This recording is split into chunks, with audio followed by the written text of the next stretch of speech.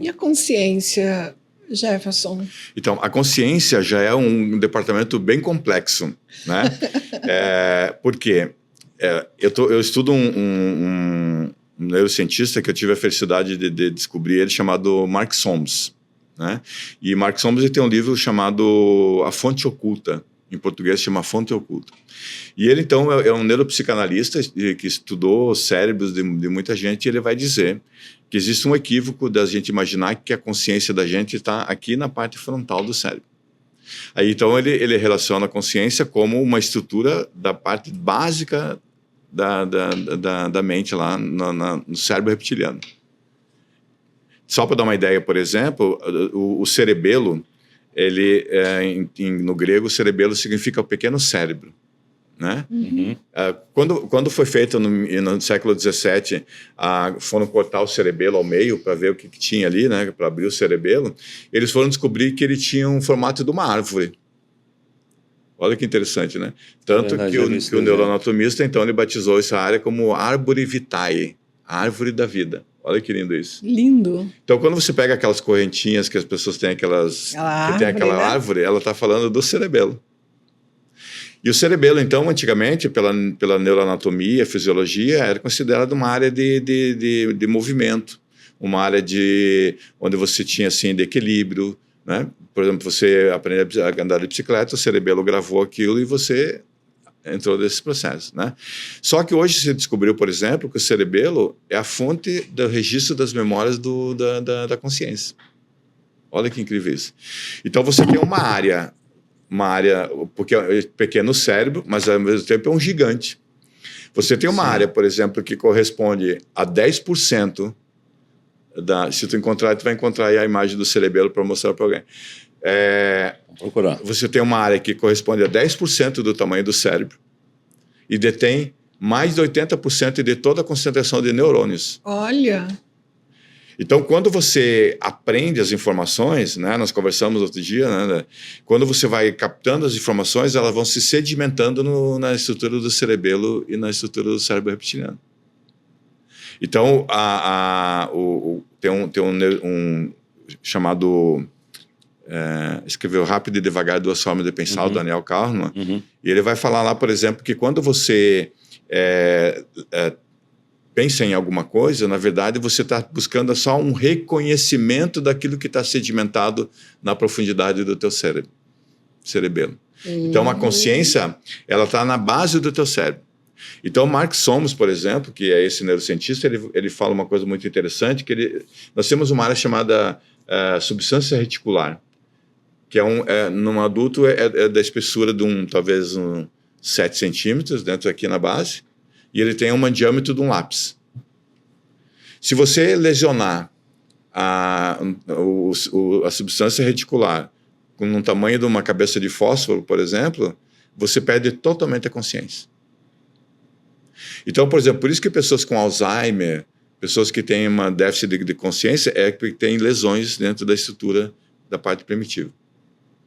Então, a parte analítica, racional, que fica aqui na frente, ela só busca fazer o reconhecimento do que está na profundidade. É quase filtrando para garantir que eu entendo bem essa parte 1, né, que eles chamam, né, que é de segurança. Então, na verdade... a parte 1 é a resposta reptiliana, a parte 2 é o mais lento, né? Isso. Então, o que acontece? Por que uma pessoa, quando de repente vai dar uma palestra ou vai estudar alguma coisa, na hora dela falar, ela diz, esqueci tudo? Não, ela não esqueceu. É que o caos que gerou dentro do processo da interpretação não consegue ter acesso à informação que está na profundidade. Por isso que, às vezes, a mindfulness, uma mente mais relaxada, né, um corpo mais relaxado, vai fazer com que o fluxo da informação chegue a esse processo. A famosa ansiedade, né? A ansiedade atrapalha muito. Porque libera química. Interfere, né? Libera química. Muito. Então, nós temos uma substância no nosso cérebro chamada PAG, que é a substância cinzenta periquitual. Sim. E ela é o tamanho de uma jujuba. Olha que interessante. Só que ela é um lugar que vai te dar a sensação de dor ou prazer. E o PAG também, a neurociência descobriu que é uma coisa muito legal, que essa mente coletiva, assim, é a área onde é que está conectada a compaixão. Então, a compaixão não é algo aprendido. A empatia é algo aprendido. A compaixão é uma estrutura que já vem em todos os vertebrados. Uhum. Então, por que eles chegaram a essa informação? Porque quando eles estavam mapeando a região do PAG, né? E aí perceberam que quando você olhava uma pessoa com dor, essa área acendia. Então, era uma maneira que você tinha de perceber e reconhecer que o outro estava com dor.